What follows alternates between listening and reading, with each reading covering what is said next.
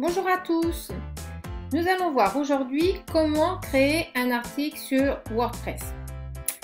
Alors pour cela, déjà deux possibilités pour accéder à l'interface création d'articles. Soit vous allez là en haut à gauche, vous cliquez sur plus créer, hop, et vous cliquez sur article, d'accord. Et dans ces cas-là, vous voyez, vous arrivez sur l'interface article.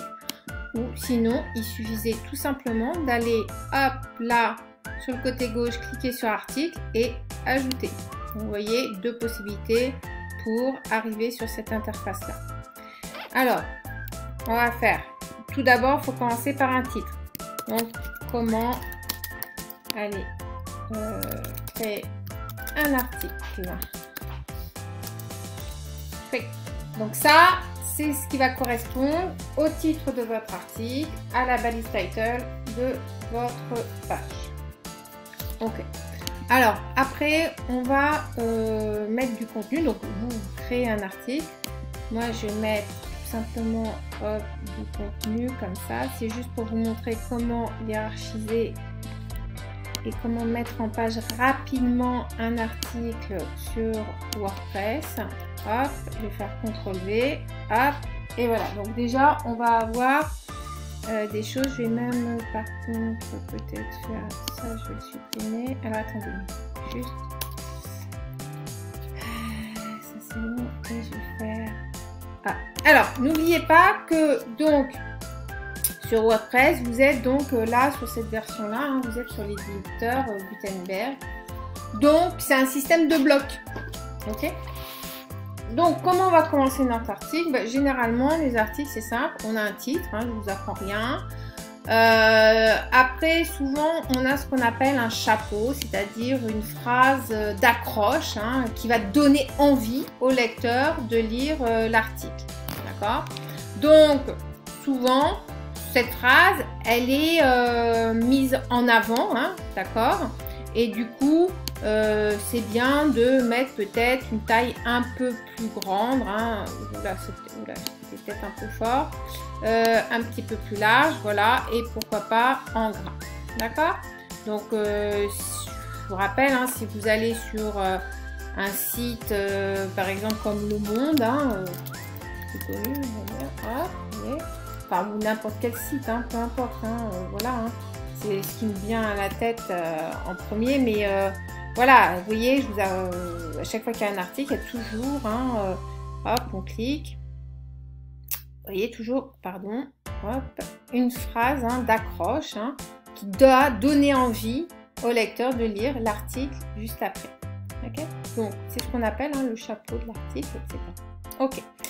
Alors, après, ce qu'il y a de bien, souvent, ça va être de hiérarchiser un petit peu le contenu de votre article, c'est-à-dire de vous aider éventuellement ce qu'on appelle des balises HN, c'est-à-dire que il va falloir structurer votre contenu d'article et faire comme si c'était finalement un plan très détaillé. Ça veut dire quoi? Ça, en fait, on le fait surtout pour favoriser la compréhension par l'algorithme Google, d'accord, de la lecture de votre article. Et ça permet à Google de comprendre quels sont les points forts aussi de votre article. D'accord? Donc, idéalement, hein, c'est bien, par exemple, d'avoir, par exemple, hop, vous voyez, une phrase d'introduction, on va dire un petit titre d'introduction pour chaque paragraphe de votre article.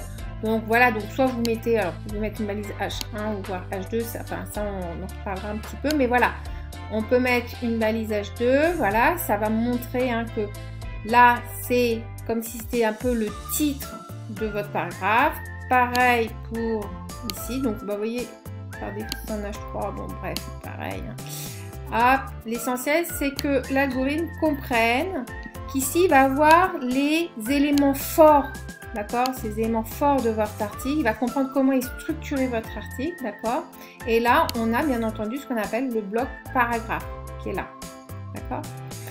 Donc, alors, déjà, alors c'est pas fini, hein, bien entendu, hein, attendez, Mais voilà, déjà, vous voyez, on a déjà en peu de temps quelque chose qui commence à être structuré.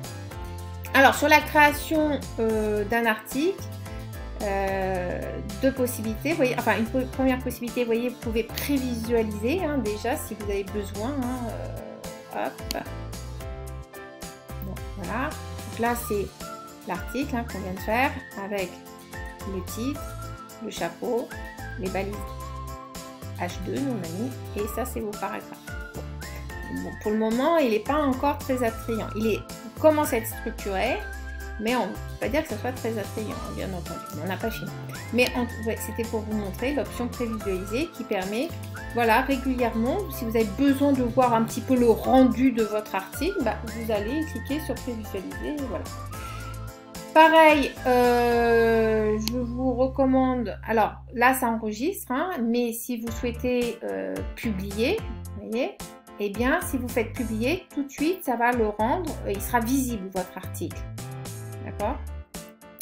Première possibilité, voilà, donc je vais faire publier par exemple, mais malgré tout, même si vous faites publier, vous pouvez paramétrer la visibilité, c'est-à-dire soit mettre une visibilité publique, c'est-à-dire que tout le monde aura accès à votre article à partir du moment où il sera sur votre site internet ou sur votre blog. On peut le mettre en mode privé. Alors là, bien entendu, que la personne aura accès à cet article, sauf les administrateurs ou administrateurs, voire éditeurs et éditrices de votre blog ou site WordPress, d'accord? Ou ça peut être aussi un article que vous protégez par un mot de passe, c'est-à-dire peut-être que vous souhaitez créer un article, mais que finalement vous ne souhaitiez pas que tout le monde ait accès à cet article et peut-être vous voulez réserver la lecture de cet article qu'aux abonnés de votre blog ou qu'à une petite partie de votre communauté, peu importe. Et bien dans ces cas-là, il est possible de protéger par un mot de passe et spécifier à WordPress quel va être le mot de passe. Et après, vous communiquerez ce mot de passe aux personnes que vous autorisez à lire cet article. Donc ça, c'est une option qui est assez intéressante. Bon, nous, là, on va mettre en public. Mais voilà, c'est une option qui est par défaut. Donc ça, c'est pas mal. Et qui peut quand même servir dans certains... soit pour des articles, soit pour des pages, d'ailleurs. Okay. Alors, pour la publication, c'est pareil. Possibilité de publier maintenant ou de programmer une publication. Okay. Donc ça, c'est pas mal aussi. Et après, il y a des suggestions d'étiquettes. Ça, je vais y venir après. Étiquette, c'est un petit peu spécifier en gros les mots-clés quelque part de vos articles. Bon, alors vous pouvez en mettre un ou deux, trois maximum, pas très peu. Mais bon, vous voyez, même il vous met suggestions. Il y a un petit débat là-dessus parce que avant ça servait au référencement naturel. Maintenant, il n'y a plus trop d'utilité en fait à utiliser cette option. Ça ne sert plus vraiment pour le référencement naturel. Donc, bon, c'est un choix à vous voir, mais ça dépendra aussi de ce que pense votre partenaire en référencement naturel. Mais voilà, en tout cas, il n'y a pas vraiment d'utilité à remplir maintenant ça. Mais en tout cas, si vous souhaitez, voilà, vous mettez un ou deux mots-clés qui représentent bien votre article. Bon, voilà. Bon, nous on va faire publier tout simplement, on va pas se fatiguer. Hop, voilà, comme ça on est sûr que déjà ça sauvegarde, etc. Même si ça sauvegardait en brouillon. Ok, donc toujours, vous voyez quand vous faites ça, toujours possibilité d'aller vérifier votre article. Hop, et voilà. Bon, allez, je reviens en arrière. On revient sur l'article, parce qu'on n'a pas fini bien évidemment. Alors, pour l'article, on a dit qu'on a fait un petit chapeau, ok. Alors là, par exemple, les paragraphes, vous voyez, quand je clique, je suis en mode paragraphe et déjà j'ai des petites options. C'est là, par exemple, vous voyez, le texte, il n'est pas bien aligné et pas justifié. Donc c'est bien, enfin, c'est à vous de voir, soit vous le centrez comme ça, soit vous l'alignez à gauche ou à droite, c'est à vous de voir ce qui vous paraît le mieux. Mais voilà, par exemple, pour excentrer à gauche, possibilité de mettre des éléments en gras si vous le souhaitez, et bien évidemment possibilité de créer ce qu'on appelle des liens hypertextes. Alors les liens hypertextes, ça c'est très bien, c'est important de toute manière pour votre référencement naturel. deux possibilités, soit créer des liens, ce qu'on appelle externes, soit créer des liens internes pour donc favoriser le maillage interne de votre site internet. Donc, pour un lien externe, rien de plus simple, vous sélectionnez la partie du contenu que vous souhaitez qu'il soit cliquable, d'accord? Vous cliquez sur lien et là, vous allez saisir l'URL vers lequel vous souhaitez que ce lien envoie. Alors, j'ai pas prévu d'URL spécialement, mais on va dire que allez, comme ça. Voilà. On va choisir, hop, copier. Pardon, je suis pas sur la bonne page. Voilà. Je mets mon URL ici. OK. Ouvrir dans un nouvel onglet, je vous recommande. L'avantage, c'est que quand la personne cliquera sur ce lien, eh bien, il ne partira pas de votre site. Ça sera un nouvel onglet qui s'ouvre pour ce lien externe. Bon, mais après, voilà, chacun fait comme il veut, hein, bien entendu. Pas d'obligation. Hop, alors attendez, pardon. Hop, voilà. Donc, vous voyez, là, on voit bien que j'ai un hypertexte qui s'est mis en place. Okay. Alors, l'avantage aussi quand on fait du maillage interne avec WordPress, c'est pareil. Là, je vais sélectionner donc une partie de texte où je souhaite que ça envoie vers une autre page de mon site internet. Alors, l'avantage de ça, c'est que dès que je vais commencer à taper, hop, vous voyez, les premières lettres, eh bien, il va me proposer par défaut déjà des pages de mon site. Donc si là je souhaite que ça envoie vers la page pourquoi Digital Factory TV, hop, je fais et voilà. Là j'ai mon lien hypertexte. Ok. Donc là on a vu comment créer un lien externe, comment créer un lien interne. Lien interne, ça envoie vers une page de mon site. Alors ça c'est bon. Alors ça par contre, allez, hop, je vais le remettre aligné à gauche. Peut-être c'est quand même mieux. Possibilité, hop. Là, pourquoi pas de faire ce qu'on appelle une lettrine, c'est-à-dire, hop, mettre la première lettre en gros. Donc ça, c'est à vous de voir, si vous aimez ou pas, je sais pas, enfin voilà. Hop, voilà, d'accord. Donc ça, c'est une première option. Hop. Ensuite, il est possible... Quand vous cliquez là sur bloc, donc là vous avez bien entendu possibilité de changer les réglages par bloc. Donc il est possible aussi de mettre de la couleur en fond d'écran. Allez hop, on va le faire sur le deuxième paragraphe, pourquoi pas. Donc là, vous voyez, hop, je peux très bien dire à WordPress, bah tiens, là en couleur d'arrière-plan, je souhaite avoir un petit bleu comme ça, un petit bleu turquoise. Hop, parce que j'estime que c'est plus joli, peu importe, d'accord. Hop, autre possibilité, bah, on peut mettre aussi des passages en italique, voilà. Donc en fait je vous montre là les petites options qui sont déjà qui sont mis en avant comme ça de manière très rapide.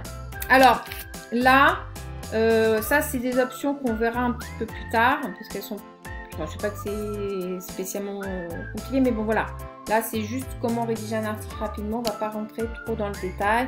Là, et là, c'est pareil. On verra un petit peu après. Je vous montre déjà les grandes options.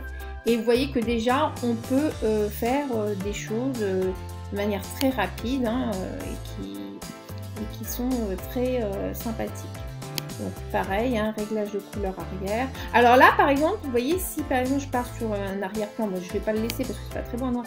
Et si je pars sur... Non, pardon, ça c'est couleur du texte. Si je pars sur un arrière-plan noir, eh bien, je peux faire ressortir le texte. Je peux changer la couleur du texte afin que le texte ressorte. Ok. Bon, là, je vais rester sur le bleu. Allez, un bleu peut-être plus foncé. Alors, pareil, je peux laisser en blanc ou remettre en noir. Ça vous de voir ce que vous préférez. Ok. Donc, là, on va aller prévisualiser un petit peu pour voir ce que ça donne. Donc vous voyez que j'ai bien mes paragraphes, j'avais mis un bleu plus clair, là un bleu plus foncé, voilà, hop, rapidement. Et là j'ai ma lettrine qui apparaît. Alors pourquoi elle est partie sur le A? Il y a un petit souci. Tiens, un petit bug là. Bon, je vais revoir ça après.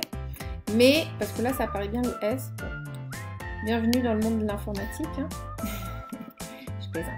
Bon, enfin voilà. En tout cas, sachez que...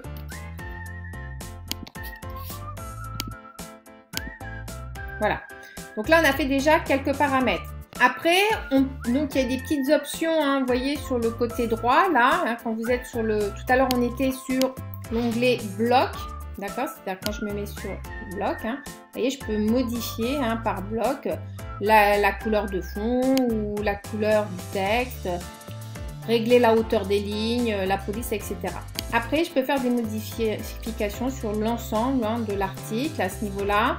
Alors, il y a possibilité d'épingler en haut du bloc. Ça veut dire quoi? Ça veut dire que si demain, je ne sais pas, vous avez un article phare, c'est-à-dire un article qui est beaucoup demandé, beaucoup lu, hein, et que vous souhaitez le mettre en avant, eh bien, vous cliquez sur épingler en haut du bloc et dans ces cas-là, par défaut, d'accord, cet article apparaîtra en premier.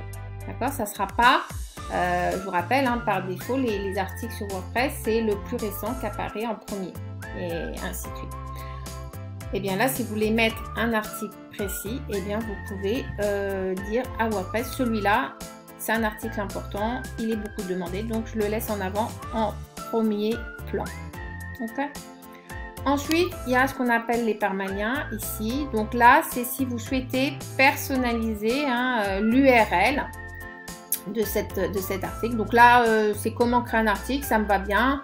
Ou mais si vous souhaitiez changer, c'est possible. Hein, comment créer article, ça peut être aussi tout simplement. Bon, ça en fait ça sert beaucoup pour le référencement naturel, hein, donc voilà. Bon, mais là c'est correct, hein, d'accord. Alors après, rappelez-vous, hein, je vous ai dit, si vous souhaitez hiérarchiser un petit peu ou du moins oui, hiérarchiser un petit peu vos articles, eh bien vous pouvez le faire à partir des catégories. Donc là, comment créer un article? On va dire que je le mets dans actualité, c'est pas un événement. Hop, non classé, il faudra qu'on aille le supprimer, c'est fait par défaut, mais bon là il n'y a pas besoin. Donc là je vais mettre actualité et vous verrez que l'article il va aller se mettre dans l'onglet actualité qu'on avait créé dans la vidéo comment créer un menu. Là c'est pareil, il y a l'option étiquette, donc c'est ce que je vous ai dit là tout à l'heure, hein, c'est en gros les mots-clés hein, de votre article, voilà.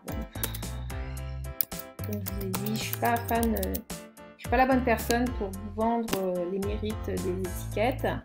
Voilà, possibilité de mettre une image en avant, d'accord, on peut mettre une image hein, si on souhaite rendre le contenu plus attrayant. Alors là, je sais pas voir la bonne image moi.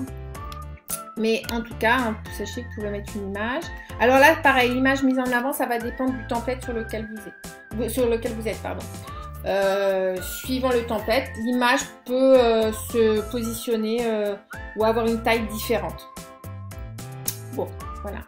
Après, ça, c'est si on souhaite créer un extrait. Donc là, c'est pareil, ça va dépendre du template. Si le template que vous utilisez utilise cette option ou pas. C'est-à-dire que si vous souhaitez que voilà, ça soit... je sais pas moi par exemple les premières lignes jusqu'ici hein, qui apparaissent, hop, et ben vous pouvez faire copier et le coller là et après bah, ça veut dire que sur votre interface sur le front office de votre site apparaîtra ces premières lignes et il y aura 3 petits points et il faudra cliquer pour lire la suite, d'accord. Donc c'est un extrait hein, de votre article, donc ça possibilité d'utiliser. Et enfin ça c'est l'option commentaire.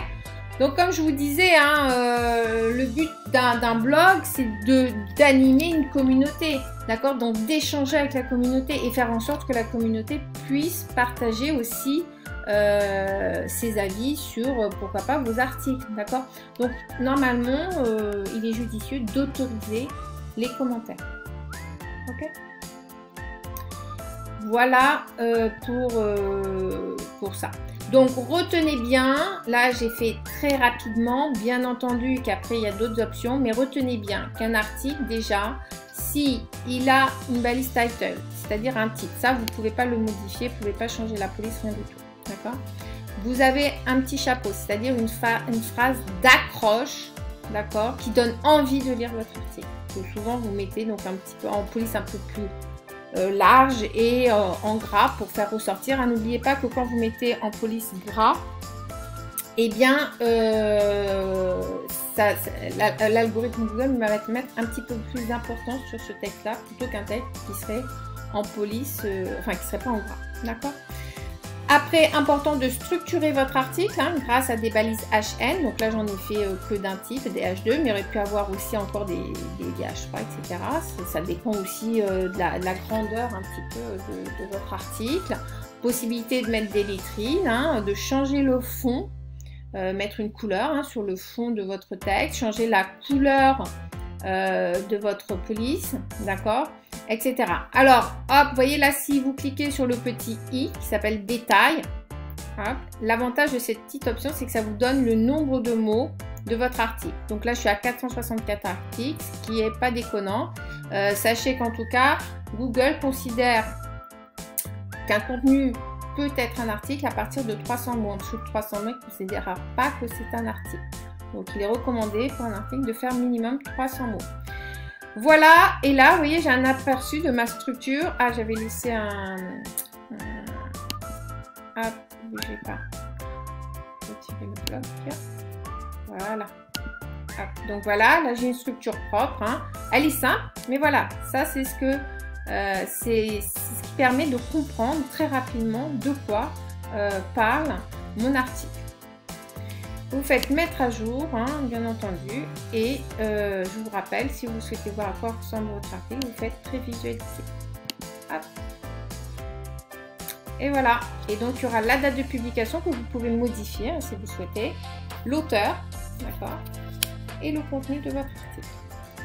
Voilà les grandes lignes sur comment rédiger un article sur WordPress. Je vous dis à bientôt. Au revoir.